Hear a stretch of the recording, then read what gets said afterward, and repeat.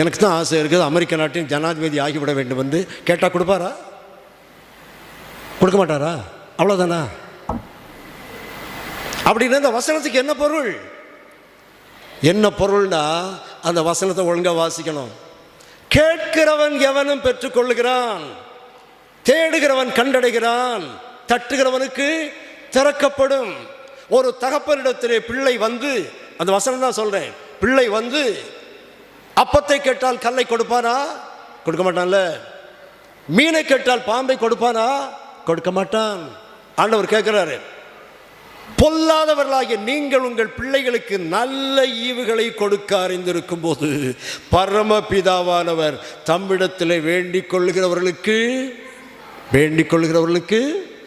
சொல்லுங்களேன், வேண்டிக் கொள்ளுகிறவர்களுக்கு பரிசுத்த ஆவியை கொடுப்பது அதிக நிச்சயம் அல்லவா?